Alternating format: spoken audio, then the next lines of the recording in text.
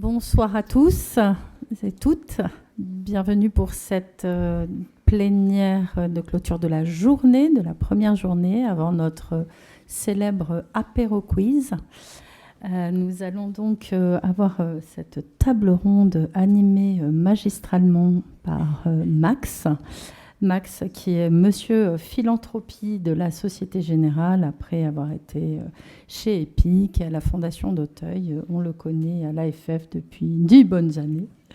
Et merci Max d'avoir accepté d'animer cette table ronde de haut niveau. À toi, donc l'antenne. Merci beaucoup Yael. Bonsoir à tous. Je suis très heureux d'animer cette table ronde aujourd'hui sur la thématique de la vision des philanthropes pour mieux les comprendre et comprendre leur motivation aussi. Je pense que c'est un enjeu essentiel pour les fundraisers que vous êtes parce que la philanthropie individuelle autant que le mécénat sont quand même en très très forte progression en France sur ces 10-15 dernières années. Juste en introduction en quelques chiffres, mais le nombre de fonds et de fondations en France a été multiplié par 5 sur les 10 dernières années. On est passé de 1000 à 5000, donc c'est quand même une explosion du nombre de fonds et de fondations. Et le mécénat d'entreprise a été multiplié par 10 sur les 13 dernières années, en passant de 150 millions d'euros, c'est le chiffre de Bercy, 150 millions d'euros à 1,5 milliard, même si on estime qu'il est plutôt à 3 milliards au total. Donc on est vraiment sur une très très forte progression de ces thématiques-là. Et je trouvais que c'était intéressant aussi d'aborder le sujet de la structuration de la philanthropie avec la création d'une fondation ou d'un fonds, parce que structurer sa philanthropie, c'est aussi augmenter ses exigences, augmenter son implication, augmenter sa compréhension du secteur ou son envie de comprendre le secteur. Et il me semblait donc intéressant que vous ayez un éclairage sur les visions et les attentes de ces nouveaux financeurs, si on peut dire, parce que donc ça fait dans ce contexte de très forte augmentation. Donc il y a beaucoup de questions auxquelles on va essayer de répondre, qui vont être est-ce qu'on peut être à la fois philanthrope et opérateur? Est-ce que les associations doivent innover absolument? Comment est-ce qu'on donne efficacement, ou en tout cas comment est-ce que les philanthropes considèrent que donner de manière efficiente, enfin comment on donne de manière efficiente, et comment aussi tout ça participe au développement du secteur associatif et à l'évolution des acteurs du secteur. Ce que je propose donc, c'est que dans un premier temps, notre panel se présente et puis nous explique un petit peu la genèse de leurs projets respectifs, ce qui a motivé donc la création de leur fondation, quels sont les objectifs, etc. Bénédicte. Alors, Fondation financière de l'Échiquier, d'abord un petit mot sur l'entreprise. La financière de l'Échiquier, c'est une aventure entrepreneuriale qui est née en 91 à partir d'une page blanche. C'est une société de gestion de portefeuille qui a été créée par mon frère et mon mari. Je travaille à leur côté depuis l'origine. Et donc une société créée à partir de rien. Et en 2004, nous avons eu envie de bâtir une fondation. Alors pour quelles raisons? En fait, il y avait 3 raisons essentielles. La première, c'est que l'entreprise était suffisamment solide sur le plan financier pour envisager de développer un projet extra-professionnel, parce que quand il s'agit de distribution ou de redistribution, faut-il créer de la valeur d'abord afin de la redistribuer. Donc aujourd'hui, c'est un budget d'1 million d'euros qui est redistribué en faveur des associations. La deuxième raison, c'est que le trio familial que nous formions avait très envie de redonner à la société ce qu'il avait eu dans le berceau de naissance. C'est le fameux give back cher aux anglo-saxons. Et pour reprendre une formule que j'aime bien de Warren Buffett, qui est un grand financier américain et aussi un grand philanthrope, il parle toujours de spermatozoïdes chanceux. Donc nous nous considérions comme des spermatozoïdes chanceux et avec une très grande envie donc, de redonner à ceux qui ont moins de chance ou qui avaient moins de chance que nous. Et puis le troisième levier pour la création de cette fondation, c'était l'enthousiasme que nous avions d'impliquer les collaborateurs. La financière de l'Échiquier, c'est une petite entreprise de 130 collaborateurs, et nous étions très, très, très enthousiastes à l'idée de les embarquer dans un joli projet de solidarité. Donc aujourd'hui, quels sont les axes de la fondation? Nous avons essayé de coller à l'envie de nos collaborateurs. Pas facile quand on est une société financière, puisque nous gérons des produits financiers par définition immatérielle. Il vaut mieux être la fondation Bonduel, qui lutte contre la malnutrition, c'est assez raccord avec le cœur de métier, ou la fondation Décathlon, qui fait de l'insertion par le sport. Nous, c'était un peu difficile, mais on s'est dit que la valeur travail aurait un écho particulier auprès de nos collaborateurs. Et donc nous avons choisi à l'origine 2 axes. L'éducation. Au sein de la financière de l'échiquier, les 130 collaborateurs sont tous bien éduqués, bien formés et donc très sensibles à l'inégalité des chances en matière d'éducation.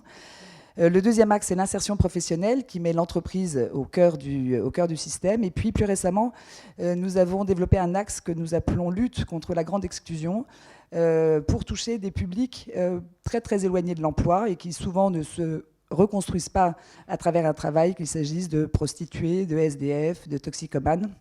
Et ça, c'est un axe auquel nous sommes très attachés parce que l'entreprise à caractère familial a sans doute plus de marge de manœuvre qu'une entreprise plus institutionnelle sur ces publics qui sont un peu touchy, comme on dit.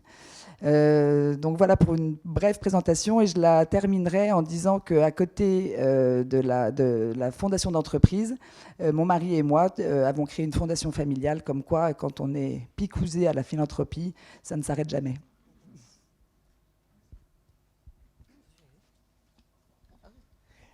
Florian Dubois, bonjour, de la Fondation Impala Avenir.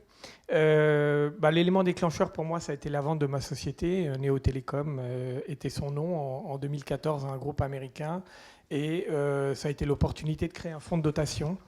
L'objet du fonds, alors fondamentalement, il y avait un projet philanthropique, mais en général, ce projet philanthropique met évidemment toujours un certain temps à se construire. Il y avait un élément important qui était à la base de notre réflexion avec mon épouse quand on l'a fait, c'était de se dire, ce qui nous importe, c'est l'autonomisation des plus démunis. Et donc, toutes nos actions tourneraient autour de ce concept-là. On a commencé par le fonds de dotation parce que c'est la chose évidemment la plus simple et la plus basique à faire quand on cède sa société. Et puis après, on commence à découvrir les moteurs profonds qui nous animent. Et parmi ces moteurs, celui qui était essentiel pour moi, c'était ce côté entrepreneurial, à savoir que l'approche d'une fondation purement redistributrice n'était pas fondamentalement dans mon ADN. Et ce qui me touchait ou ce qui importait pour moi, c'était de construire des dispositifs socialement innovants. Je dirais qu'on fait de l'ingénierie sociale disruptive. Mais donc, on a eu une première initiative qui a été de dire... on est marqué par la situation des NEETs, les Not in Education, Employment and Trainings, donc les jeunes déscolarisés 18-25 ans, 1 500 000 jeunes. On va monter un dispositif dans le monde de la fibre de formation pour ces jeunes de 3 mois très spécifiques, préqualifiants. Donc on a construit une première école. On n'est pas porteur de projet puisqu'on est une fondation. Par contre, on crée tout l'écosystème pour permettre à des associations de mettre en place les projets que nous avons conçus. Première école, et puis aujourd'hui, il y en a 10. Et donc, notre approche consiste beaucoup plus aujourd'hui à se dire que nous voulons concevoir des projets qui nous permettent de changer, en tout cas la société telle qu'on le conçoit nous-mêmes, en s'appuyant sur les acteurs qui nous paraissent être les plus solides dans chacun de leurs domaines. Et donc, on s'est retrouvé dans une situation un peu paradoxale où en France, ce n'est pas des fondations, ce n'est pas des associations qui sont venues vers nous, c'est nous qui sommes venus vers des associations. On leur a dit, on vous donne l'argent, l'ingénierie, la pédagogie, l'environnement, l'écosystème. Dans 6 mois, vous êtes autonome, mais ce qui compte, c'est que ces projets voient le jour. Donc ça, c'est pour une partie de notre activité. Voilà. Bonjour, bonsoir. Alors moi, j'ai un peu le sentiment d'imposture totale, parce que moi, je ne suis pas du tout... une créatrice d'une fondation ou la philanthrope, je ne suis que la modeste employée d'une fondation. Comme certains d'entre vous le savent, j'étais une fundraiseuse il n'y a pas encore trop longtemps, enfin quelques années maintenant. Donc la fondation Daniel Carasso, c'est une fondation qui a, alors je connais quand même bien l'histoire, donc je vais pouvoir expliquer la genèse, en gros qui a été donc créée par Marina Namias, qui est sa présidente, dans un projet de famille, puisqu'elle a créé cette fondation avec son mari et ses 4 enfants. Suite au décès donc, de son père, Daniel, et sa mère étant décédée quelque temps avant, Daniel Carasso était le fondateur de Danone en France et aux États-Unis. Mais sachant que son propre père était le fondateur de Danone tout court en Espagne, ce qui est important puisque nous sommes une fondation franco-espagnole. Nous avons donc 10 employés basés en France et 6 en Espagne. Nous développons nos programmes autour de 2 grands axes. Un axe autour de l'alimentation durable, alors qui est un petit peu l'héritage bien sûr, de Daniel Carasso, et un axe autour de ce qu'on appelle art citoyen, et donc qui est réellement la passion partagée de toute la famille, qui croise en gros toute la dimension artistique, mais également la dimension, pour beaucoup de projets, éducative. Voilà, qui sont les deux grandes passions de Marina Namias. Donc c'est un projet réellement familial, c'est un projet généreux, puisque effectivement la dotation issue de l'héritage était plutôt conséquente quand elle a été transférée à la Fondation de France, qui est toujours le cas. On est toujours sous égide de la Fondation de France. C'est un choix, on aurait très bien pu en sortir, mais on y est très bien. Et voilà, je vais peut-être m'arrêter là, puisqu'on prendra après. Bonsoir. Donc j'ai un parcours très américain. J'ai passé une bonne partie de ma vie dans la Silicon Valley et un parcours dans la technologie. Donc étant aux États-Unis, c'est naturel entre guillemets de donner, donc on donnait régulièrement, on construisait une école au Malawi, et on donnait à Centrale, ou on donnait à plein de petits projets. Mais l'année dernière, on a eu une opportunité de créer en fait un fonds de dotation pour avoir un impact dans la durée. Donc pour moi, c'était ça la partie importante, c'est de créer une structure qui me permettait en fait d'avoir des donations qui étaient sur plusieurs années. L'autre angle qui me semblait important, et la raison pour laquelle on l'a fait, c'est que ça avait un aspect éducatif. Comme tu l'as dit précédemment, quand tu as eu de la chance, il ne faut pas oublier que c'est de la chance. Et donc, il faut redistribuer vers ceux qui ont eu moins de chance. Pour tes enfants, pardon, je t'interromps. Ouais, donc en fait, pour tes enfants. On en reparlera un peu plus tard, mais en fait, on implique les enfants dans la sélection de projets et même dans la visite de projets, parce que pour nous, c'est important qu'ils comprennent qu'ils sont nés du bon côté du monde, comme tous ceux qui sont là, comparé à d'autres pays. Et donc maintenant, je suis rentré en France en fait, il y a quelques années, et je passe la moitié de mon temps en tant que business angel, donc à investir dans des startups tech, et l'autre moitié avec des associations où je donne du temps, des fois des fonds aussi. Et l'idée étant que dans ma vision, peut-être utopique, il y a une convergence en fait, des deux modèles. Et donc on arrive à une situation où certains sujets peuvent être à la fois avec impact et avec un retour financier tout à fait positif. Et donc c'est un peu pour ça que quand je choisis des projets, j'ai un peu un angle plus rigoureux business angel que nécessairement sur des thématiques qui me passionnent. C'est une super transition parce que du coup, on parle de sélection de projets, de choix d'organisation, de partenaires. Justement, je pense que c'est une question vraiment intéressante. Comment est-ce que vous sélectionnez des associations? Comment vous choisissez des projets à soutenir? Est-ce que vous faites des appels à projets ou pas? Est-ce que vous avez des critères de sélection qui sont très clairement établis? Est-ce que vous avez une vraie stratégie philanthropique? Est-ce que vous échangez avec d'autres fondations, d'autres acteurs pour identifier effectivement des projets qui vous intéressent, qui sont dans votre objet? Bénédicte? Alors nous ne procédons pas par appel à projet puisque le flux entrant est suffisant pour que nous ayons beaucoup de travail tout au long de l'année. Pour vous donner une idée, nous sommes sollicités à peu près à hauteur de 250 projets par an et on en retient 25. Hein, donc il y a une sélection qui est assez drastique. Quelle est notre stratégie? Alors on a une stratégie de stock picker. Alors stock picker, c'est un mot financier qui signifie sélection de titres et qui signifie surtout que nous considérons chaque projet pour sa valeur propre et sa valeur intrinsèque. Pour vous donner un exemple, en matière d'éducation, on ne cherche pas à couvrir, à travers les soutiens que nous accordons, à couvrir une chaîne éducative de 0 à 25 ans. Hein. Donc il n'y a pas de stratégie globale, mais bien une stratégie qui s'intéresse à chaque sollicitation et aux qualités propres de chaque projet. Pas de critères de taille. Nous accompagnons aussi bien des projets en création. Je pense à une association récente qui s'appelle Papoto, qui fait de l'aide à la parentalité. Mais on peut aussi accompagner un projet porté par les apprentis d'Auteuil, donc cette structure que tout le monde connaît, qui est évidemment très très importante. Il faut évidemment que l'association réponde à nos critères objectifs. Nos critères objectifs, l'association doit être française, doit rentrer dans les 3 axes que j'ai évoqués, éducation, insertion professionnelle et lutte contre la grande exclusion. Et aussi, nous rajoutons, et ce n'est pas un critère tarte à la crème, nous rajoutons un critère d'innovation. Pourquoi? Parce que quand, par exemple, un jardin de Cocagne nous sollicite, si nous devions juste retenir l'activité du jardin de Cocagne, eh bien nous aurions vocation à soutenir la centaine de jardins de Cocagne en France.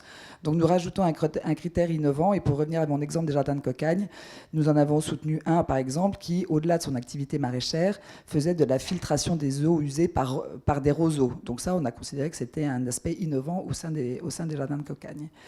Et puis, à côté de ces critères objectifs, pour nous, le critère essentiel, c'est la personnalité du porteur de projet. Ça, c'est vraiment incontournable. Il faut que ce porteur de projet, évidemment, nous inspire confiance et une vision claire du développement de son association, soit charismatique, une capacité à communiquer, une capacité à créer du lien. Ça, on y reviendra, je pense tous, c'est un aspect essentiel post-soutien. Et pour vous donner un exemple, quand on a soutenu Charles-Édouard Vincent d'Emmaüs Défi, je pense que vous le connaissez tous, Emmaüs Défi n'existait pas encore et c'est bien sa personnalité qui a fait la différence. À l'inverse, pour donner un contre-exemple, une association dont la cause serait formidable, par exemple l'accueil et l'accompagnement des migrants, ça nous est arrivé, mais dont le président, selon nous, avait des positions politiques et publiques beaucoup trop outrancières, eh bien, nous n'avons pas soutenu l'association alors que la cause était formidable et très, très, très bien menée. Donc voilà pour nos critères de sélection. Alors donc, en ce qui concerne Impala Avenir, on est positionné sur deux champs. Il y a un champ historique de la fondation qui est en Afrique, où on soutient historiquement depuis le début des projets d'entrepreneuriat. Donc on soutient des projets d'entrepreneuriat sociaux, comme je vous le disais, et là on reçoit, en fait, on est référencé auprès de l'agence des micro-projets, donc la Guilde, qui reçoit tous les micro-projets de l'Agence française de développement. On a grosso modo notre propre grille de lecture, on reçoit une centaine de projets par an, on en sélectionne une dizaine.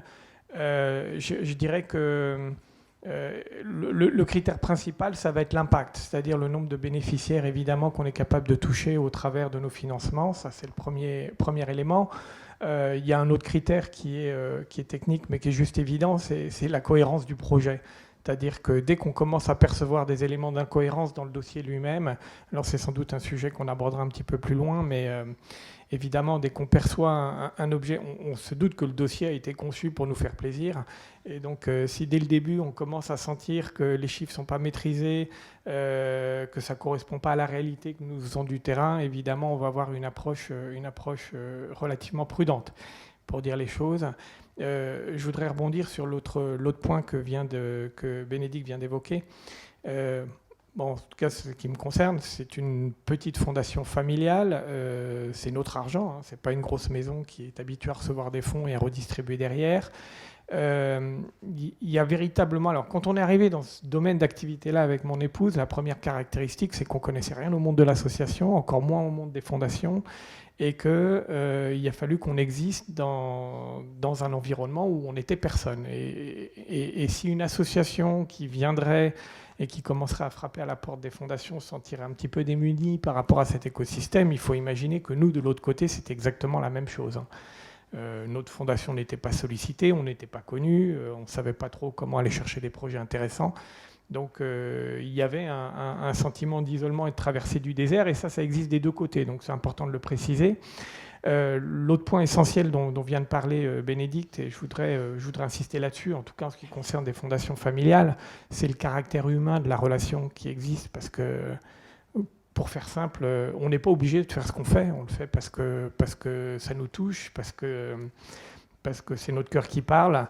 Et un dossier purement technique pour améliorer la potabilité de l'eau, ça ne nous touche pas. Par contre, effectivement, quelqu'un qui nous parlerait des enfants, quelqu'un qui serait capable de créer une humanité au-delà du projet lui-même, c'est vraiment un élément moteur essentiel. Alors ça, je le dis juste par rapport au projet pour lequel on a une activité redistributrice. Sur les dossiers que nous construisons nous-mêmes et sur lesquels on est amené à solliciter des associations pour leur demander si elles veulent monter des projets avec nous, l'élément moteur, c'est le track record. Il faut être clair. Qu'est-ce que ces gens ont été capables de faire? Est-ce qu'aujourd'hui, si on leur confie les clés de la voiture, est-ce qu'ils vont être capables de l'amener là où on souhaite?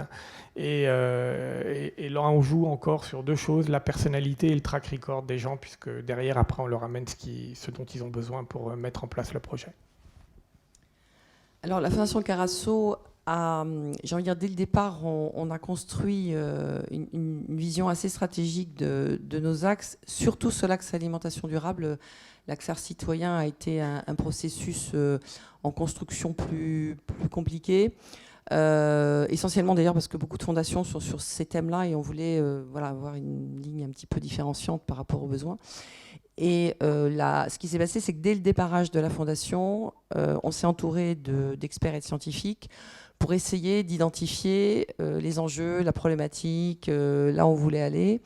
Et ensuite, en fait, le fait d'être un peu incubé finalement à la Fondation de France, moi, je ne me suis pas trop posé de questions au démarrage, parce que j'ai été la première salariée, donc je suis responsable de ce qui s'est passé ensuite.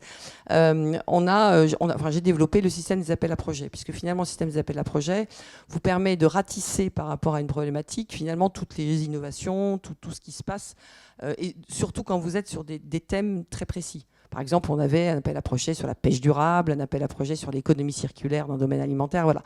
Donc c'est vrai que l'appel à projet a cette vertu de pouvoir être tout de suite national et de pouvoir, on va dire, un petit peu savoir ce qui se passe sur le terrain. Alors c'est vrai, à la différence de ce que vous avez cité, on perd un tout petit peu le fil de l'humain, d'autant plus que nous, comme on a quelques moyens, on a eu très vite de nombreux appels à projets. On avait alors entre 80 et parfois 150 projets qui remontaient, donc on ne peut pas rencontrer tout le monde. Et c'est vrai qu'on est vite tombé finalement dans une espèce d'usine à appels à projets qui a eu ses vertus, qui a eu ses limites, mais qui était sur des... On avait donc... alors j'ai dû recruter, et puis voilà, donc des personnes qui se sont occupées de ces appels. Et en fait, on s'est rendu compte que même si ça avait un côté très, peut-être un peu administratif et un peu lourd, ça a rempli cette mission et on a pu, encore une fois, sur des thématiques quasiment de niche.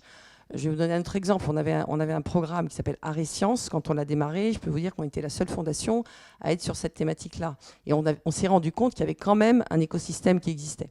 Et donc, petit à petit, on a fait émerger comme ça un certain nombre d'écosystèmes, de niches assez propres à nos axes. Et puis, il y a en 2017... alors, pour mémoire, la fondation en 2010, mais la première année d'exercice 2012. Donc, vous voyez, c'était 5 ans après. Je me suis dit, maintenant, il faut vraiment qu'on pose le crayon et qu'on réfléchisse de manière encore plus stratégique, puisqu'on voit à peu près ce qui se passe sur le terrain. Il faut qu'on sélectionne les projets de manière un petit peu plus encore stratégique. C'est-à-dire autre chose que de l'appel à projet, ou puis quelques projets qui grenouillaient un peu autour, qui n'étaient pas dans les appels. Et donc, on s'est pris une année entière, l'année 2018, où on a fermé un peu les portes, on n'a pas lancé d'appel, et on a totalement refondu notre stratégie. Ce qui fait qu'aujourd'hui, on est passé à peu près d'une douzaine d'appels à projets sur les 2 pays, les 2 axes par an, à uniquement un appel par grande thématique et par pays, donc 4 appels par an. Et le reste, on travaille un peu comme un petit peu votre approche, c'est-à-dire de dire on va être plus dans l'ingénierie sociale, puisque maintenant on connaît à peu près nos écosystèmes et on sait où on veut aller, c'est-à-dire on a notre théorie du changement, etc. Et on va plutôt aller chercher des partenaires qui finalement partagent la même vision que nous et avec lesquels on peut co-construire. Donc maintenant on est plutôt dans les logiques de programme, en partenariat. Je vais vous donner 2 exemples rapides. On a un programme qui s'appelle Pégase, pour programme expérimental de généralisation des arts à l'école, qu'on a totalement co-construit avec le rectorat de Versailles, et qui est simplement de mettre en musique, c'est le cas de le dire, le 100% d'éducation artistique et culturelle voulu par Blanquer et Nyssen. Parce qu'ils l'ont décrété, mais ils n'ont pas donné les moyens de le faire. Donc nous, on est en train d'expérimenter sur 5 établissements dans une académie, en évaluant tout un processus classique d'expérimentation et de généralisation. Et puis, 2e exemple, dans l'axe alimentation durable, on s'engage pour 5 ans dans un programme qui s'appelle Territoire Pilote, où on va co-construire avec à partir d'un micro-appel à projet pour identifier les territoires, mais on va co-construire avec les acteurs publics locaux comment, dans une espèce de démonstrateur de laboratoire territorial, on peut accélérer la transformation des systèmes alimentaires. Voilà. Donc ça, c'est la nouvelle manière à laquelle on va travailler. Donc il va y avoir moins finalement de sélection de projets au sens classique du terme, puisqu'on sera plus en construction. Et on va quand même garder ce levier de l'appel à projet, mais à 1 par an, pour continuer à alimenter le vivier d'innovation. Et j'ai oublié de préciser aussi, du coup, ça nous oblige, on le faisait déjà, mais on le fait de manière beaucoup plus importante, à travailler en réseau avec d'autres fondations. Par exemple, on a bâti un programme de plaidoyer européen avec des fondations européennes. Et c'était vraiment de la co-construction avec des fondations européennes. Donc, moi, j'ai une approche un peu différente. De mon point de vue, j'ai pas de thématique. Parce que pour moi, c'est vachement difficile de dire est-ce que ça c'est bien ou est-ce que ça c'est pas bien et qui je suis pour en fait prendre cette décision. Donc en fait, à l'inverse, par contre, je trouve qu'il y a beaucoup à apprendre des autres. Et donc ce que j'ai fait quand on est arrivé en France, c'est qu'on a regardé un peu les différents écosystèmes. Et donc la majorité de nos donations se font, si c'est à l'étranger, à travers Epic, parce que Epic fait une sélection qu'on juge tout à fait correcte. Et en France, avec Entreprendre et Plus, où en fait c'est un groupe de mécènes, on est 15 mécènes, où on regarde des projets collectivement, on décide d'y aller ensemble, on leur donne à peu près 100 000 € sur 3 ans, et du mentorat pour les accompagner dans leur développement. Principalement étant un groupe d'entrepreneurs, on a peut-être quelque chose de différent à apporter. Et dans la sélection de projets, vu qu'on n'a pas de thématique, par contre, on a des critères un peu plus stricts, qui sont assez similaires d'ailleurs à ce qu'on pourrait utiliser pour juger une start-up tech, qui est la qualité de l'équipe, est-ce qu'ils maîtrisent leur sujet, est-ce qu'ils ont les compétences nécessaires pour exécuter de notre point de vue. Le marché, c'est l'équivalent de l'impact potentiel, c'est-à-dire quel est l'impact qu'ils peuvent avoir. Ensuite, la pérennité du modèle, parce que de notre point de vue, vu qu'on est très early dans le backing de l'association, est-ce que il faudra 100, puis 200, puis 1 million, ou est-ce qu'il y a une sorte d'équilibre qui pourrait être atteint?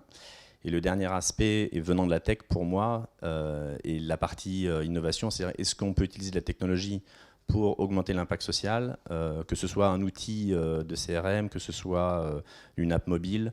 Donc c'est pour ça aussi que je fais partie d'une autre association qui s'appelle Share IT, où ils font en fait du développement pour des associations de manière gratuite. Et donc ça c'est juste un angle. C'est pas un must, mais par contre sur les thématiques on est complètement agnostique, quoi. C'est intéressant, tu as parlé de mutualisation en fait avec d'autres donateurs là, dans ce type d'initiative. De manière générale, ce que j'aimerais vous demander, c'est on a vu comment vous sélectionnez les structures maintenant, mais comment vous donnez? Est-ce que vous avez une certaine temporalité qui est définie? Est-ce que vous visez une part dans le budget d'un projet ou de l'association?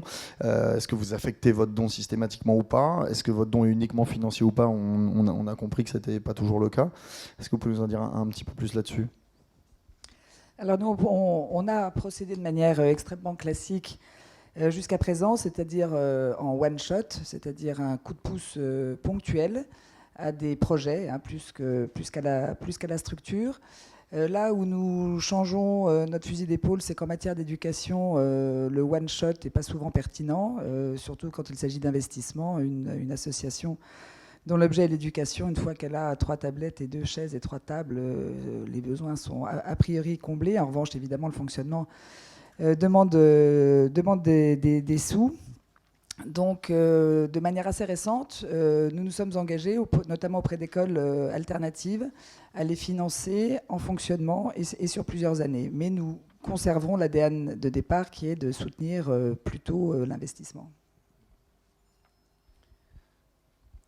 Moi, je dirais qu'on fonctionne fondamentalement en mode projet. Alors, je vais juste prendre un exemple, mais l'idée est de mettre des ressources qui permettent d'atteindre un objectif. On a un projet, par exemple, qui s'appelle la Maison des Marraines. L'objectif, c'est de mettre à l'abri des jeunes femmes issues de l'aide sociale à l'enfance, donc en précarité de logement, qui seraient dans un dispositif d'autonomisation. L'idée, c'est on leur fournit le logement si elles s'engagent de façon déterminée à vouloir aller vers l'autonomie et être accompagnées pour ça. Donc on a monté un premier dispositif avec 20 lits en Seine-et-Marne. Là, pour faire simple, on s'est donné comme objectif 80 lits pour l'Île-de-France, sur 3 autres départements en plus de la Seine-et-Marne. C'est la mécanique en fait qui va se mettre en place pour permettre la réalisation de ce projet. Donc je vous ai dit tout à l'heure qu'on avait un fonds de dotation, mais pour pouvoir évidemment financer ces projets qui coûtent beaucoup plus cher que ce qu'on est capable de faire, on a également une fondation abritée qui est chez Caritas. On a créé une association qui nous sert pour d'autres objectifs. Et donc en fait, on va mettre en place les outils et les moyens financiers qui permettent d'arriver à notre objectif. Voilà, donc on marche un peu sur les plates-bandes de tout le monde pour faire simple, mais il y a une volonté de répondre à un projet et c'est ça qui détermine le tempo. Et là vous êtes opérateur. C'est intéressant parce que Bénédicte, toi aussi, vous avez un projet sur lequel vous êtes opérateur maintenant, je crois. Alors effectivement, à côté de l'action de distribution de dons, nous avons créé en 2010 un programme à travers une association.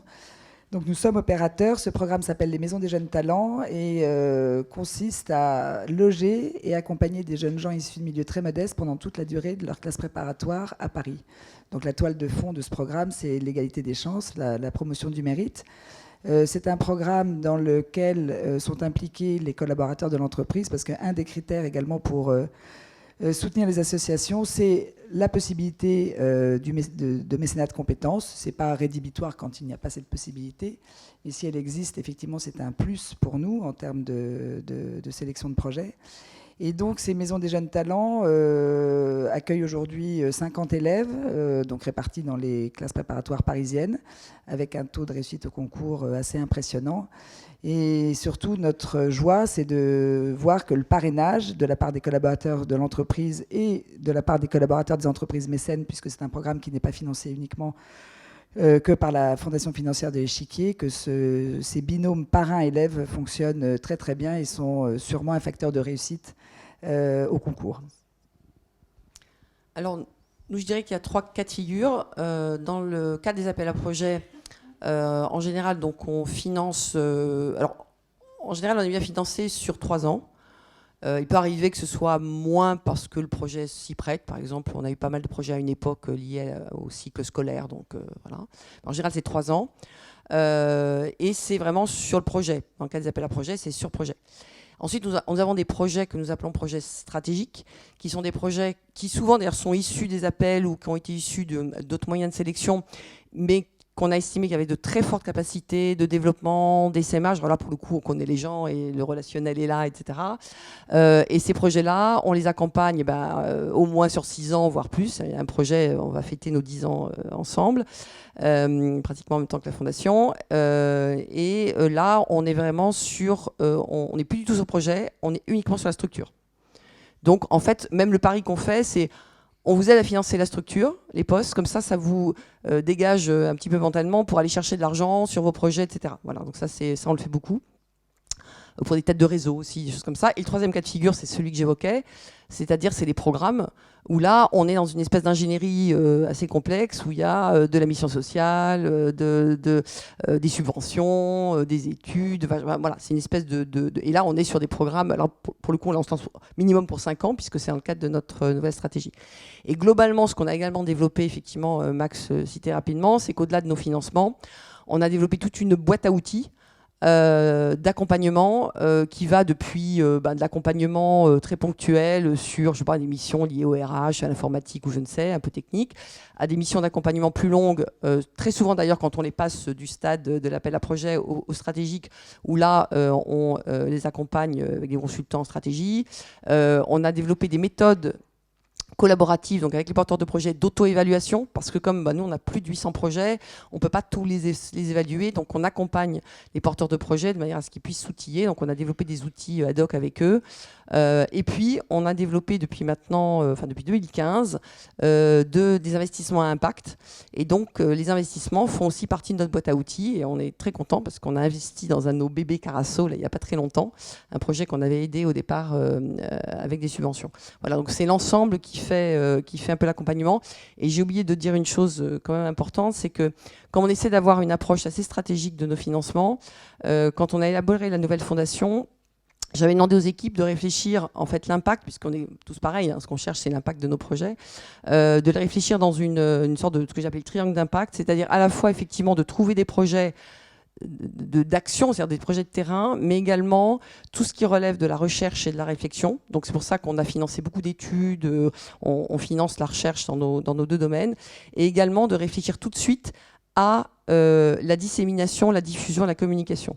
Donc on s'est lancé depuis maintenant 1 an et demi dans des actions de capitalisation des apprentissages. On a créé une collection qui s'appelle les Carnets Carasso, et on est la dernière brique qui a été acceptée par nos fondateurs, parce qu'au départ, ils n'étaient pas très chauds. Mais maintenant, on est dans le plaidoyer, très clairement, puisque en fait, finalement, au bout d'un moment, quand vous faites émerger des problématiques, des combats, quels qu'ils soient, il faut sortir du bois et il faut y aller, quoi. Donc, on est dans le plaidoyer également. Donc, de mon point de vue, je pense que c'est important d'avoir un don qui est un peu dans le long terme. Parce que comme pour une start-up, ça prend du temps. Et donc je trouve que c'est assez difficile de faire un don une fois et ensuite oublier la cause. Si elle était bonne l'année dernière, pourquoi elle ne le serait pas cette année?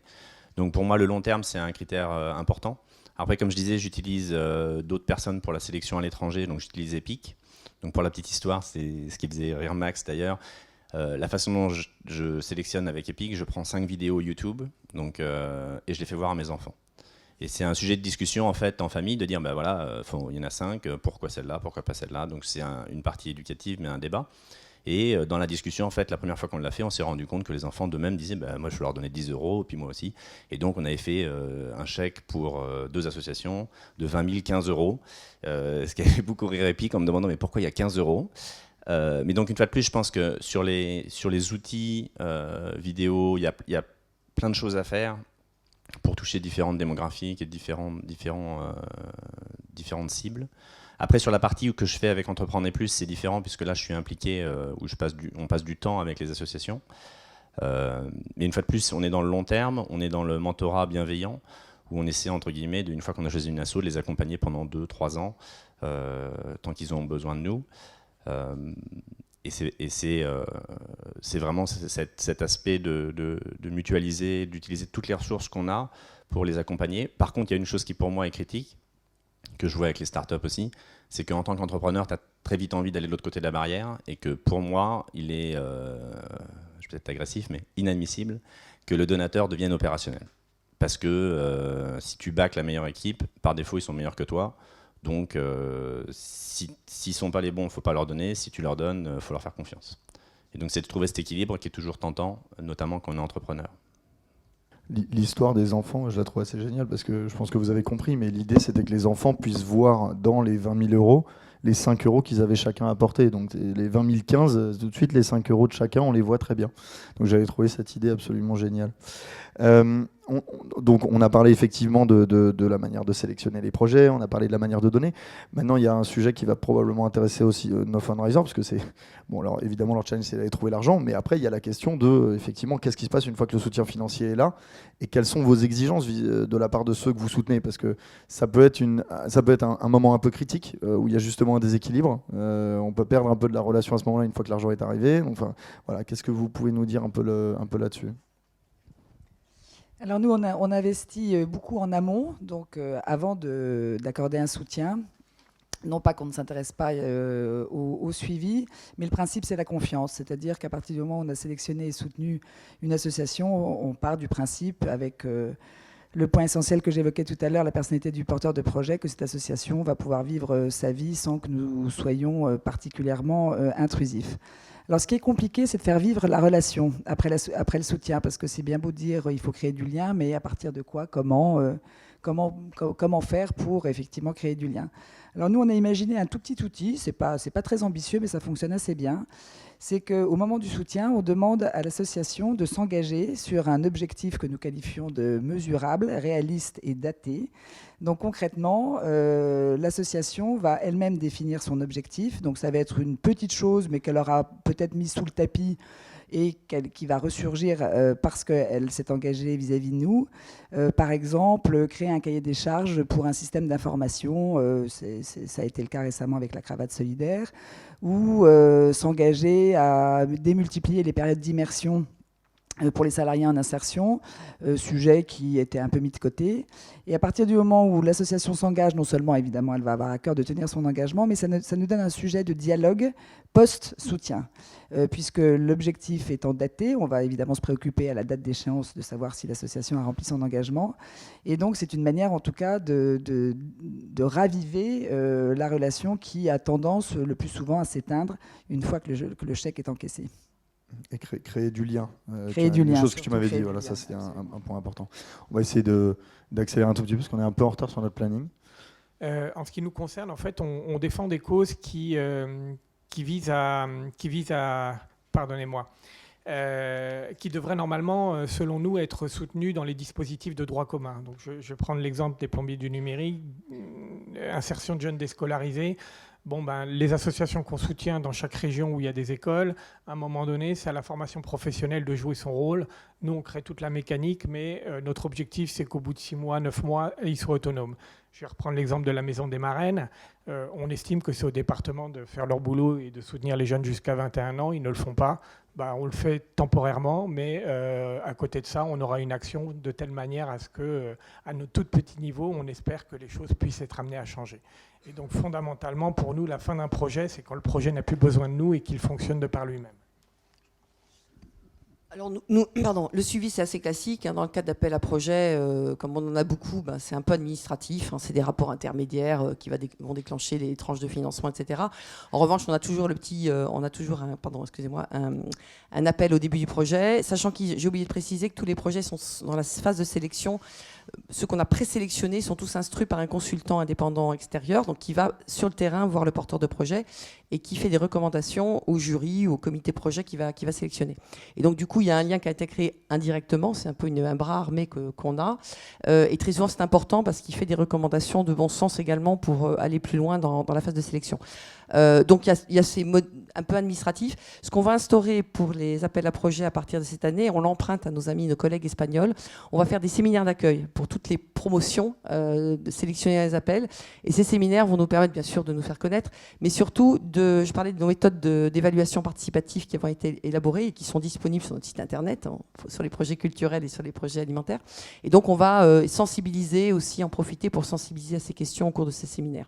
En revanche, bien entendu, pour les projets stratégiques ou nos partenariats, alors là, c'est les comités de pilotage, on est très impliqués dans la... Alors, on n'est pas à donner des ordres, mais on suit les projets, on fait vraiment partie des comités de pilotage, plus ou moins en implication, plus ou moins forte, parce qu'il y a des projets qu'on a vraiment co-construits, donc là, on est un peu plus impliqués, et puis d'autres, on fait simplement partie avec les autres partenaires financiers. Je dirais qu'on nous convoque régulièrement pour nous faire part d'état d'avancement des projets.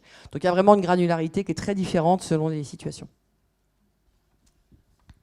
Donc après le financement, nous, on a toujours un mentor en fait avec Entrepreneur Plus qui va être suivre l'association et le projet. Et une des choses qu'on voit beaucoup avec les startups et qu'on voit beaucoup moins avec les associations, c'est une sorte de reporting mensuel. Et l'idée étant vraiment juste dans un email simple de dire voilà ce qui va, surtout là, voilà ce qui ne va pas, et voilà où j'aurais besoin d'aide.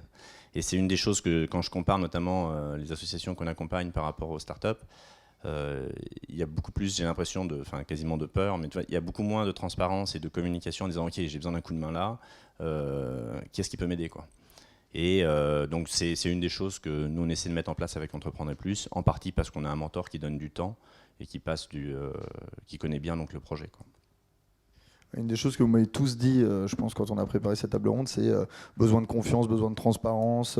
On va aller jusqu'à mettre des indicateurs de performance et des évaluations, mais il ressort quand même globalement une volonté de votre part à tous de comprendre, d'être informé avec une vraie franchise, une vraie sincérité pour mieux accompagner le partenaire, quoi. De sortir du discours un peu plaquette qu'on peut avoir de manière assez classique. Je me suis Moi, je dis souvent halte au rapport d'activité, parce que le rapport d'activité, maintenant, toutes les associations en ont un. On n'a évidemment pas le temps de les lire. En revanche, comme l'évoquait Cédric, le coup de fil, le petit mail, pas pour faire un résumé de l'année passée, mais pour pointer l'événement saillant, agréable comme désagréable, ça crée le lien et ça crée la confiance. Donc ça, c'est un outil dont il ne faut pas... On ne peut pas se passer. Voilà, absolument, il ne faut pas s'en passer. Je voudrais vous interroger aussi rapidement sur la sortie, c'est-à-dire ça c'est toujours un enjeu aussi. Je soutiens pendant une certaine durée. À partir du moment où je m'arrête, je crée effectivement du coup potentiellement un trou financier pour l'association. Comment est-ce qu'on sort proprement en fait d'un engagement qu'on a vis-à-vis d'une association? Est-ce que c'est possible et dans quelles conditions? Est-ce que vous avez des stratégies, des idées là-dessus? Même si je pense que Florian nous a déjà un peu répondu tout à l'heure. Alors nous, on a carrément une stratégie exit. Alors le mot est en français, mais c'est dans notre jargon. Alors pas pour tout. On estime que dans le cas, encore une fois, d'un appel à projet, le mandat il est clair, c'est 3 ans. Enfin voilà, c'est très clair. Mais il arrive pour d'autres types de projets qu'on a soutenus. Effectivement, où là le mandat n'était pas forcément, même s'il était clair à la limite, quand bien même. Donc les stratégies exit, c'est quoi? C'est en général, on accorde une année supplémentaire qui est une année de sortie, c'est-à-dire qu'on leur dit bon, vous avez aidé pendant 3 ans et on estime que vous n'avez pas démérité, vous avez fait un beau projet, mais que vous rentrez plus totalement dans la stratégie de la fondation parce qu'on a eu des évolutions et on leur redonne une année de financement au même montant que l'année. Voilà. Et donc tout le monde, ça leur laisse le temps de se retourner. Ensuite, on a des stratégies. On a eu aussi un peu des stratégies passerelles, c'est-à-dire quand on n'était pas très sûr encore que le projet était conforme à notre nouvelle stratégie, puisqu'on était en train de la bâtir. Donc on a fait une année de jonction et c'est maintenant qu'on est en train de regarder si on va continuer à les accompagner. Après, une autre stratégie, c'est tout simplement de leur financer effectivement des consultants. qui vont les aider éventuellement à rebondir. Et puis, on a quelque chose qui devrait vous plaire, mais je vous rassure, c'est très rare. Mais enfin, on a quand même 4 projets sur lesquels on l'a fait, où on finance un fundraiser. On crée un poste de fundraiser qu'on finance pendant 2 ans, de manière à ce que la structure, voilà, la structure. Donc, on l'a fait pour l'école du Louvre, on l'a fait pour le Paris Mozart Orchestra, qu'on continue d'aider. On l'a fait pour un projet qu'on a en Haïti, et on l'a fait pour le Centre européen de musique de Bougival. Voilà. Donc c'est un contrat de 2 ans, enfin un contrat. Et ça paye le poste de fundraiser, du conseil, et puis l'environnement, communication. Voilà. Un poste qui a le temps de s'amortir et donc d'être pérenne potentiellement. C'est ce qu'on espère. Et après, nous, on se retire, et normalement, il y a de nouveaux fournisseurs. Et j'ai oublié une autre stratégie, mais malheureusement qui ne marche pas toujours, c'est effectivement de trouver un repreneur, c'est-à-dire une autre fondation. Et moi, j'ai un beau projet comme ça, j'étais très contente, c'est la fondation Pierre Bellon qui l'avait repris, mais c'est assez rare finalement. Ouais. Ouais, mais c'est intéressant de se parler effectivement entre financeurs là-dessus. C'est vrai que tu voulais rajouter quelque chose ? Non. On avait parlé aussi de l'importance de la visibilité donnée. Hein. C'est vrai que quand on soutient sur 2 ans, 3 ans, 4 ans, finalement aussi, on est capable de dire quand ça va s'arrêter. Et donc en théorie, on espère que l'association va pouvoir se préparer à ça, même si c'est pas toujours évident. Je voudrais qu'on se rapproche un peu du métier des fundraisers, et puis, mais avant d'arriver au métier des fundraisers, qu'on parle du secteur associatif. C'est un secteur bien particulier qui a ses propres enjeux. J'aimerais avoir vos avis sur les anomalies que vous identifiez dans ce secteur, les éléments de déséquilibre que vous voyez, et c'est ce qu'on s'est dit un peu en préparation, c'est qu'il y a un déséquilibre intrinsèque forcément entre d'un côté une demande de financement et de l'autre une offre de financement. Qu'est-ce que vous pouvez nous dire un peu là-dessus sur ce secteur ? Est-ce que vous pensez être potentiellement des choses à améliorer ou à changer dans le secteur ? Alors c'est un secteur qui se professionnalise grandement dans sa relation aux mécènes. Néanmoins, il y a encore quelques déséquilibres que je voudrais pointer.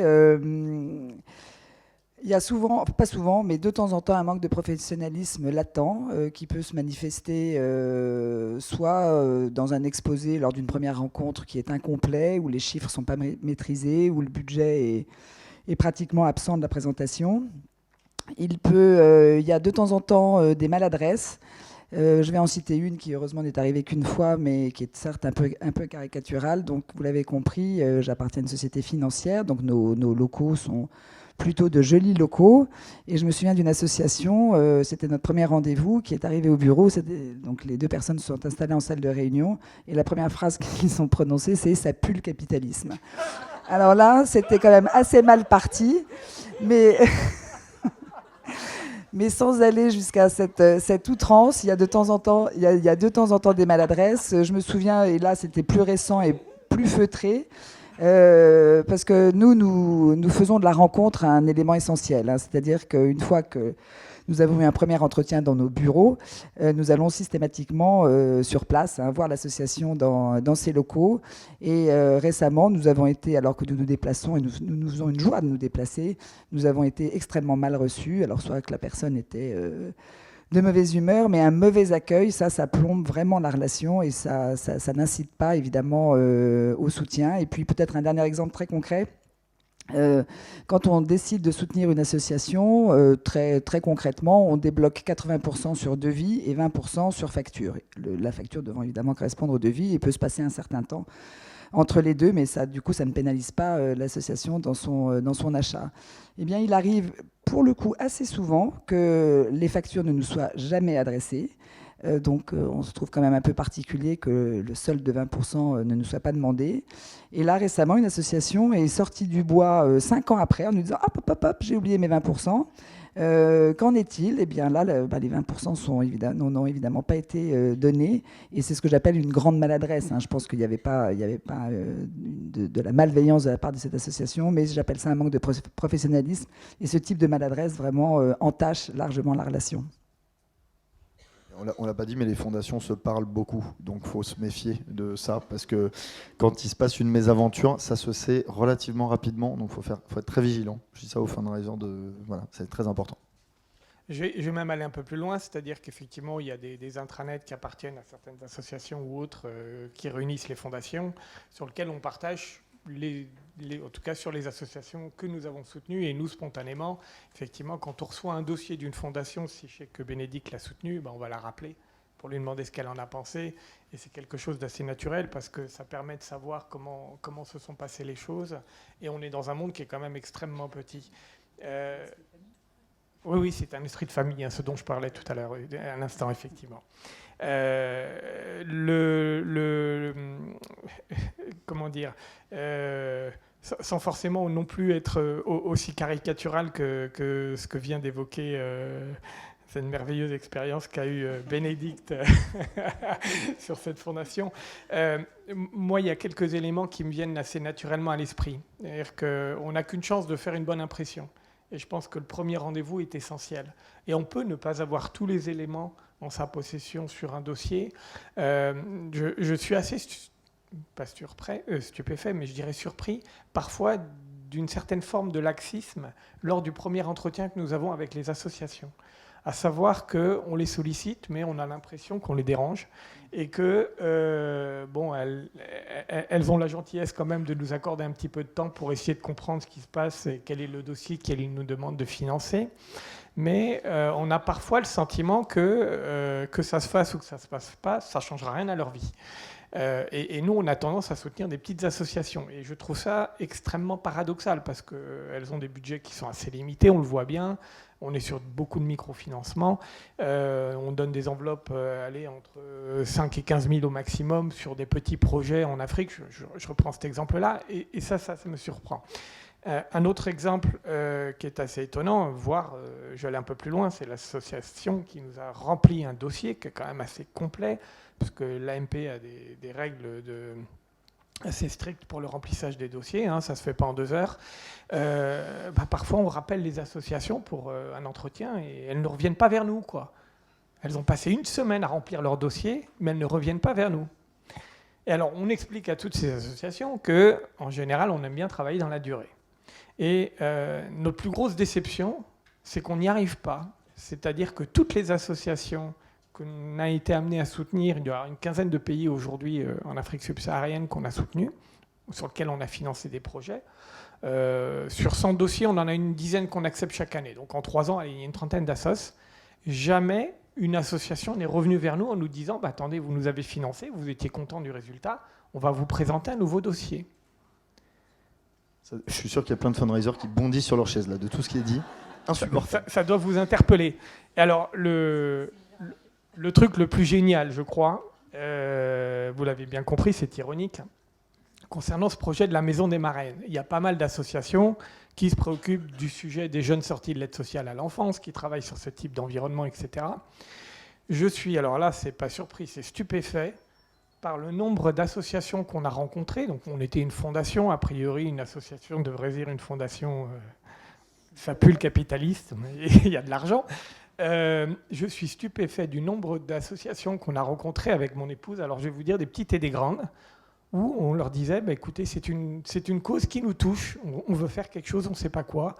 Et donc, on a navigué en eau troupe pendant 1 an et demi avant de se dire, on va monter notre projet. Parce que chaque fois qu'on allait voir des associations, elles ne revenaient même pas vers nous. Et même, on leur disait, écoutez, revenez vers nous, dites-nous ce qu'on peut faire, est-ce qu'il y a moyen de vous aider, de vous soutenir. Pour nous, cette situation des enfants de plus de 18 ans qui se retrouvent à la rue, c'est dramatique, quand ils ont été soutenus par l'aide sociale à l'enfance. Jamais une fois on a été rappelé. Florian, tu vas laisser tes coordonnées, je suis sûr qu'il y a plein de gens qui vont t'appeler à l'issue de cette table ronde.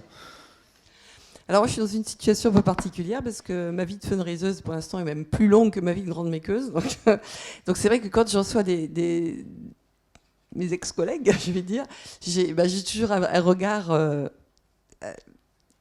comment dire, attendri, certes, mais où j'essaie un peu d'observer finalement les choses. En plus, certains d'entre vous le savent, j'ai commis pas mal de formations à donner des bons conseils sur l'art et la manière d'être fundraiser. Et donc, du coup, c'est très amusant d'être de l'autre côté de la barrière et effectivement de regarder. Alors, je confirme, la relation est déséquilibrée. Ça, c'est sûr. Mais bon, c'est normal. Comme on dit, l'argent est d'un côté, pas de l'autre. Donc, voilà. Mais ce que je me rends compte, c'est finalement les conseils que je donnais quand je faisais la formation grand donateur là, au Centre français, c'était pas si éloigné de la réalité que je vis en tant que grand maker. Quand je disais, alors le professionnalisme, c'est vrai que par exemple, le truc tout bête, mais les personnes qui viennent vous voir ou qui vous écrivent, parce que les gens ne viennent pas toujours vous voir, mais qui vous écrivent et qui visiblement, alors soit ont mal lu le site et proposent des choses qui n'ont rien à voir avec la mission ou qui sont trucs, ou simplement qui picorent des mots-clés et qui vous les remettent dans les courriers en disant on fait comme vous, on fait comme vous, on fait de l'art citoyen, mais qui pour autant ne prennent pas le temps de vraiment lire le type de projet qu'on soutient, etc. Il y en a vraiment, vraiment beaucoup. Enfin, je vous le dis, vraiment beaucoup. C'est-à-dire, en fait, faites attention parce que du coup, tout le monde perd son temps, quoi. Vous perdez votre temps à monter à écrire des courriers, à faire des dossiers, et nous à éventuellement les étudier ou à recevoir. Donc ça, c'est vrai que c'est quelque chose que j'avais, que on vit. Alors je passe les Madame Caruso, voilà, enfin tous les, c'est-à-dire les gens qui se trompent sur l'orthographe et tout. Donc il y a quand même des choses à regarder. Et puis après, il faut savoir quand même une chose, et il faut l'accepter, et moi je le dis vraiment en toute honnêteté. Quand j'ai démarré avec mon passé plutôt associatif, etc., moi j'étais dans cette posture en disant, les associations savent faire, moi je suis là pour donner, mon métier c'est de donner de l'argent, et je vais le faire de manière la plus professionnelle, mais je m'arrête là. Et en fait, encore une fois, je reviens à ce que j'ai dit tout à l'heure, quand vous êtes sur des thématiques de niche, sur des trucs très spécialisés, que finalement vous prenez une place dans l'écosystème, et je pense particulièrement à l'alimentation durable, où on a pris une place particulière, en fait, on vient vous chercher pour aller au-delà. Et on vient vous chercher pour accompagner plus les porteurs de projets, pour, comme je disais, faire du plaidoyer, pour communiquer. Et donc, petit à petit, en fait, on sort de notre posture et on est plus dans cette relation. Alors, si on enlève la question du financement qui fait que c'est inégalitaire, il y a quand même aussi une posture plus égalitaire où on va accompagner, on va co-créer, on va faire des choses. Et ça, j'avoue que je ne m'y attendais pas quand j'ai commencé dans le métier. Mais du coup, ça crée... Alors, est-ce que pour autant, c'est le fundraiser qu'on a comme interlocuteur ? Plus, parce qu'après, on passe plutôt à ceux qui font les projets, et on est plutôt... Alors, on continue à avoir des relations avec les fundraisers sur les grosses institutions, et là, je ne déroge pas ce que je disais dans les formations de formateurs, c'est que, vous incarnez l'institution, et en gros, c'est vous qui êtes l'institution, c'est-à-dire, voilà. Donc, il faut connaître les dossiers, il faut savoir... si vous ne savez pas, comme je disais, vous dites, moi, je ne sais pas, mais je connais la personne qui sait, donc il faut continuer dans ce truc-là, parce que ça fonctionne bien. Deuxième chose, la reconnaissance. Alors, on n'est pas à courir après la reconnaissance, on ne donne pas d'argent pour un truc, mais il y a quand même des choses. Moi, je veux dire, dans les appels à projets, je sais pas, il y a 30 projets, par exemple, qui sont sélectionnés dans un appel à projet. Si vous avez 2 merci par courrier, c'est le bout du monde. Et encore, nous, on est plutôt bien servis à la Fondation Carasso, parce qu'encore une fois, un truc de niche, mais je ne vous raconte pas la Fondation de France. La Fondation de France, c'est considéré comme une administration, et on ne remercie pas son administration, ce que je trouve proprement scandaleux. C'est une fondation privée, et qui a le droit, à mêmes égards que n'importe quelle fondation familiale. Je ne roule pas pour la Fondation de France, mais je voulais le dire quand même, parce que je trouve que c'est un peu scandaleux. Juste un petit mot de complément. Moi, je suis assez stupéfaite aussi du fait que les associations ne font pas la différence entre des collectivités publiques et des mécènes privés. Le b.a.-ba, quand on demande quelque chose, c'est de savoir à qui on s'adresse. Or, un fondateur familial, c'est pas le conseil régional. Le conseil régional, c'est l'argent du contribuable. Florian l'a rappelé, le fondateur familial, c'est de sa poche. Et rarement, voire jamais, une association qui vient se présenter ne pose la question « Et vous, la fondation, que faites-vous » Juste prendre des nouvelles de son interlocuteur. Ça n'arrive jamais, ou c'est si rare. Et ça, c'est une marque de reconnaissance et d'intérêt pour son interlocuteur. Et c'est, me semble-t-il, le b.a.-ba de la relation et de la création de biens. Alors, moi, je suis plus récent en France, mais c'est vrai qu'un des premiers trucs qui m'a choqué quand je suis arrivé en France, c'est le manque de transparence, en fait. Parce qu'aux US, tu as 3 sites, tu vas sur Charity Navigator, tu tapes l'association, tu vois les comptes, tu vois les ratings, tout est super facile à accéder. Donc si tu as une thématique qui te plaît, tu t'avances assez vite. Ensuite, c'est vrai que sur les associations, j'ai trouvé, un peu comme vous avez dit, il y a des fois, tu envoies un email, personne ne te répond. En fait, je pense qu'ils supposaient que c'est du spam. Mais ça m'est arrivé plusieurs fois où je dis tiens, je trouvais ce que vous faites c'est sympa, est-ce qu'on pourrait se voir? Jamais de réponse. Et j'en ai eu d'autres où j'ai donné de l'argent et je ne sais pas ce qu'ils ont fait avec, parce que j'attends encore. Mais à la limite, ça je peux le comprendre, ça arrive, on est tous super occupés. Mais c'est vrai que même sans relation de force, je pense que c'est juste avoir une communication régulière. Et notamment, ça c'est un point que je vais mettre faire maintenant, même si ça s'affecte à la levée de fonds. Il y a beaucoup de startups à laquelle je dis non qui continuent à m'envoyer des nouvelles. Et c'est une bonne chose, parce que le jour où ils vont en relever, je les aiderai, je leur donnerai un coup de main, je les communiquerai avec d'autres personnes, je les présenterai à d'autres personnes. Et c'est pareil, il n'y a que très peu d'associations où ils vont passer 1 heure avec moi, je vais leur donner un feedback, ils vont dire c'est vrai que c'était génial parce que tu m'as expliqué ça, c'était super utile. Et puis, pouf, j'ai plus du tout de nouvelles. Je sais plus ce qui se passe. Alors c'est pas grave, hein. Moi ça me fait plus de temps libre. Mais d'un autre côté, tu te dis si vraiment c'était utile, continue la relation. Parce que si tu as besoin d'un coup de main, on peut t'aider. Après sur les dysfonctionnements du secteur, moi je trouve qu'il y en a aussi de notre côté.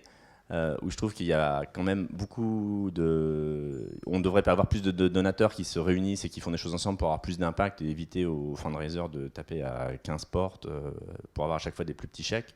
Donc je pense qu'il y a un besoin à ce que nous, on se réunisse. Sur les dons, moi je suis absolument contre les dons affectés parce que pour moi, la qualité d'une start-up ou d'une association, c'est ces personnes. Et donc si on ne les paye pas bien et qu'on ne choisit pas les meilleurs, on n'y arrivera pas. Donc, essayer de dire je vais donner de l'argent pour un projet spécifique, j'en vois pas d'intérêt. Si tu veux que tu aies les meilleurs pilotes, c'est pas la peine d'avoir une Ferrari si t'as pas les meilleurs pilotes dedans. Donc après, une fois de plus, c'est là où moi je me détache un peu de l'opérationnel, mais j'ai absolument aucun problème à payer les gens le juste prix, quoi. Sinon, on n'arrivera jamais à scaler le modèle. Et le dernier point que je ferai, qui m'avait un peu surpris aussi, et où je me suis déjà fait huer dans une audience, c'est que je trouve qu'il y a un gros manque de gouvernance dans les associations. Et ce que j'entends par ça, c'est que dans toutes mes startups, ils ont 3 advisors, ils font des meetings de temps en temps, où ils ont des gens extérieurs complètement, qui ne sont pas du tout de leur domaine, mais qui rajoutent une compétence, mais qui vont les challenger, qui vont les aider de manière bienveillante, sans vouloir les auditer.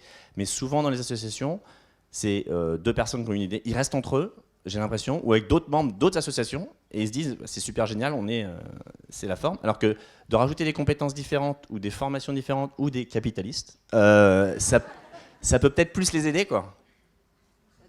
Si je peux me permettre, pour faire notre autocritique, la gouvernance dans le monde des fondations et des fonds de dotation se pose là. C'est pas parfait non plus, et surtout c'est antidémocratique, parce qu'il n'y a pas d'adhérents. Donc c'est un peu le fait du prince, hein, excusez-moi. Mais...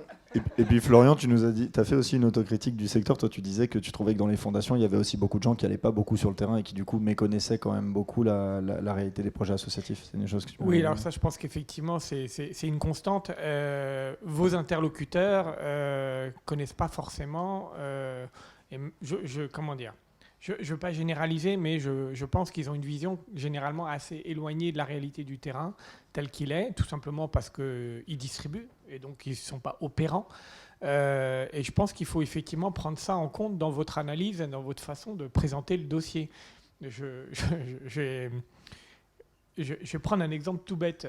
Ça peut paraître indécent, mais c'est juste une idée géniale. Aller filmer le nombre de repas distribués à des enfants dans un petit village en Afrique, au milieu de la pampa, etc. On se dit c'est du voyeurisme, etc. Mais le simple fait de dire aux fondations, tenez, regardez, je vais vous montrer ce que vous allez financer, ça leur permet de s'approprier le projet que vous avez envie de faire financer.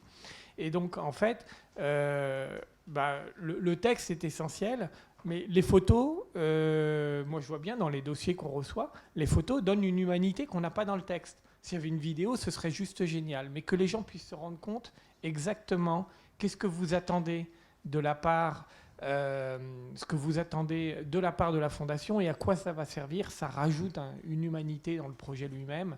Et sans tomber dans du voyeurisme, à mon avis, ça permettrait typiquement une petite vidéo d'améliorer de façon incroyable la performance de ce que vous faites, quoi. En tout cas, le travail que vous faites à lever des fonds.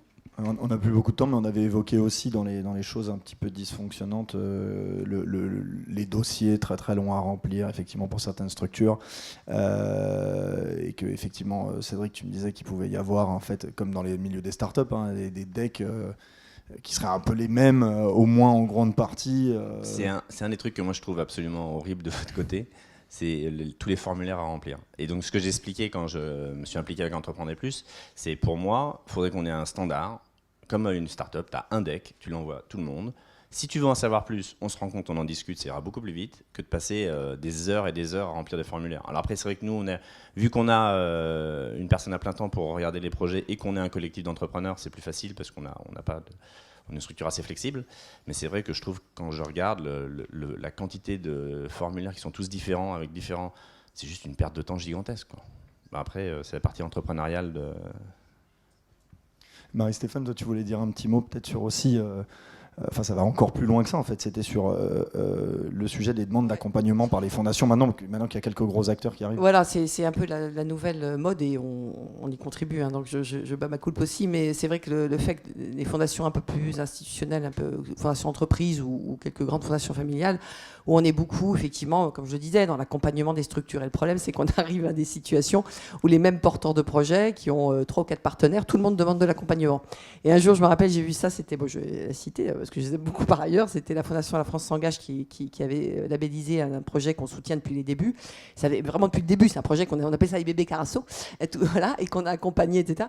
Et tout à coup, il lui proposait toute une batterie d'accompagnement. Enfin, France s'engage, je dis, bon, on va peut-être se rencontrer quand même pour se coordonner un peu, parce que là, si tout le monde s'y met, donc on l'a fait sur 2-3 projets comme ça, de rencontrer les autres partenaires et de se dire, ok, bah, toi tu prends ça en charge, ok, très bien, moi je vais pas le prendre, etc. Mais ça, il faut le faire de manière volontariste, et je pense que c'est une dérive. Donc surtout, si vous êtes dans cette situation-là, tirez la sonnette d'alarme auprès de vos bailleurs. On se parle, c'est vrai, de plus en plus, et il faut aussi qu'on apprenne à gérer ce type de problème qui, pour le coup, alors, est très consommateur en temps. Oui, tout à fait.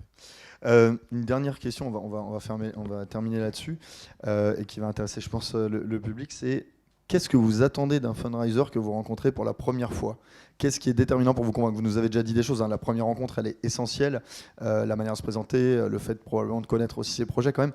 Mais donc, voilà, qu'est-ce qui est vraiment essentiel pour vous dans le lien avec le fundraiser, aussi un peu plus tard dans la vie du partenariat? Je ne vais faire que répéter ce que j'ai dit tout au long de cette heure avec vous. Du professionnalisme, hein, ça c'est vraiment essentiel. Soyez préparés. Également de l'enthousiasme. Ça n'arrive pas souvent, mais de temps en temps, on a affaire à soit des chargés de partenariat ou des fundraisers qui sont sinistres. Hein. Je trouve que quand on porte...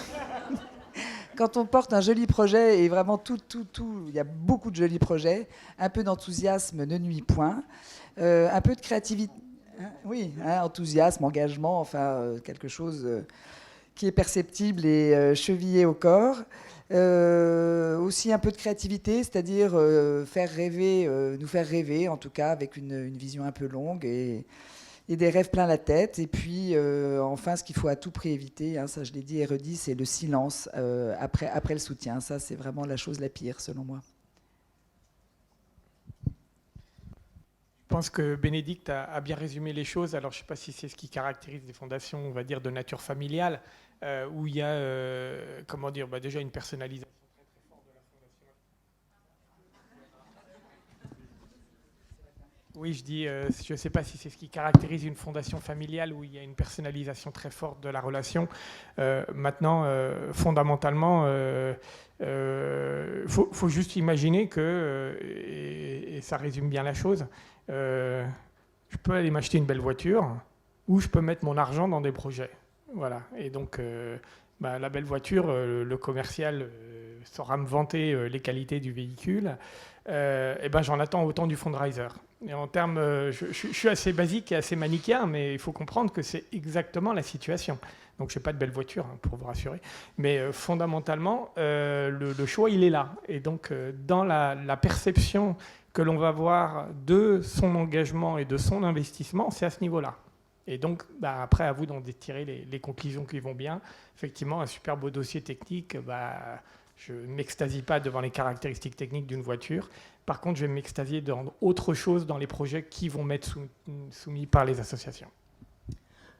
Je crois que, d'abord, j'ai déjà dit un petit peu ce que j'attendais d'un fundraiser, je ne vais pas revenir dessus, mais je pense que ce qui est compliqué, finalement, dans l'évolution de notre fondation, c'est comme j'espère que vous l'aurez compris, c'est le fait d'être beaucoup plus stratégique au regard de théories de changement qu'on a définies sur nos 2 grands axes. Finalement, on est plus à rechercher véritablement des partenaires qui sont presque flexibles de manière à ne pas se renier, mais d'être vraiment dans de la co-construction pour aller vers ce quoi on veut aller. Donc la transformation du système alimentaire d'une part, et puis c'est autour d'un citoyen. Et de ce fait, c'est toujours compliqué maintenant, je me rends compte, quand on reçoit des gens qui viennent avec leur projet, leur logique, et qui, et en dehors de cadre de l'appel à projet, hein, j'entends bien sûr, et qui du coup, c'est compliqué parce que moi je vais chercher finalement un ensemble de projets, ce qui est vraiment très différent de votre approche, mais j'ai cherché un ensemble de projets qui font sens par rapport à cette théorie du changement. Et donc, du coup, c'est vrai que dans la manière dont on va dialoguer avec les associations et à travers vous, c'est finalement où est le point de rencontre, quoi. Et donc, du coup, il faut dialoguer, bien connaître. C'est pas uniquement aussi d'avoir sur le site, c'est vraiment comprendre finalement ce qu'on va aussi rechercher. Et ça, je vous le dis très franchement, c'est une grosse évolution dans la posture, y compris dans ma posture vis-à-vis de vous, parce que c'était pas le cas. J'aurais un discours totalement différent il y a 5 ans, même seulement il y a 2-3 ans, quoi. Voilà. Donc c'est pour ça que j'ai un peu de mal à répondre de manière en dehors de ce qu'on a dit. Soyez préparés, soyez enthousiastes, etc. Alors, de ma courte expérience, donc faisant partie d'Entreprendre et Plus, en fait, 100% des finalistes venaient du réseau. Et donc, pour moi, un des angles qui s'applique d'ailleurs aux startups de la même manière, c'est évidemment connaître le donateur, mais connaître aussi les projets qu'il supporte déjà, discuter avec eux, comprendre un peu quelle est leur thématique, qu'est-ce qui les fait vibrer, qu'est-ce qui va être un problème, juste pour arriver préparé au meeting. Parce qu'il n'y a pas de meilleur conseil que quelqu'un qui a déjà interagi avec la personne et qui a réussi, entre guillemets, à passer le test. Et ça, c'est extrêmement rare, je trouve, dans le milieu associatif. Donc, je trouve qu'il n'y a pas autant de communication, alors peut-être parce qu'il y a une sorte de compétition pour l'argent, ce qui, de notre point de vue, vu qu'on a des protocoles assez spécifiques, n'est pas vrai. Mais clairement, parlez-vous les uns les autres, aidez-vous, et ça sera que plus simple pour savoir que le projet ne va pas rentrer dans les clous, donc c'est pas la peine. Ou à l'inverse, oui, il va rentrer, mais mets ça vachement en avant parce que c'est là-dessus qu'ils vont appuyer, quoi. Et l'autre aspect, donc c'est quelque chose que j'ai dit précédemment, pour moi c'est la persévérance de même si on a dit non, de continuer à envoyer des nouvelles, de trouver d'autres canaux, parce qu'il y a peut-être d'autres gens qu'on connaît qui peuvent être utiles dans le réseau. Moi ça m'arrive souvent de dire non, ça je le ferai pas, mais voilà, il y a d'autres personnes que tu devrais rencontrer. Et c'est vrai que c'est beaucoup plus facile à faire quand on a déjà fait, on sent que le projet est sérieux, que les gens sont sérieux et qu'ils font un follow-up. Et de garder dans notre esprit que oui, tiens, il y avait ce sujet-là et on se rencontre à un dîner et je dis que si jamais j'ai juste eu une relation et qu'une fois que j'ai dit non, la personne a disparu, quoi. Où je me dis est-ce que je les envoie pas à perdre leur temps, quoi. Et sinon, l'autre aspect pour moi, c'est de mettre en avant le fondateur assez vite, parce que c'est vrai que la partie fundraising est importante. Mais en tant qu'entrepreneur, pour moi, assez rapidement, je veux rencontrer le porteur de projet pour voir un peu comment il réagit, quelle est sa passion, etc. Même s'il y a beaucoup d'aides que le fundraiser peut faire pour le préparer et ensuite faire le suivi une fois que le meeting a eu lieu, quoi. Merci beaucoup.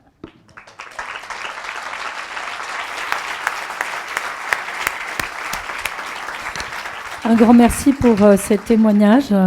Effectivement, on ressent aussi une demande de lien et de reconnaissance et de co-construction qui est très présente aussi dans le programme tel qu'on l'a construit, cette notion de co-construction. Donc un grand merci. Vous êtes les bienvenus pour l'apéro networking. Enfin non, l'apéro... non, là c'est l'apéro quiz, oui, merci. C'est demain, networking. Pour poursuivre les échanges autour d'un verre. Merci à tous. Et c'est au Francilien, au premier étage.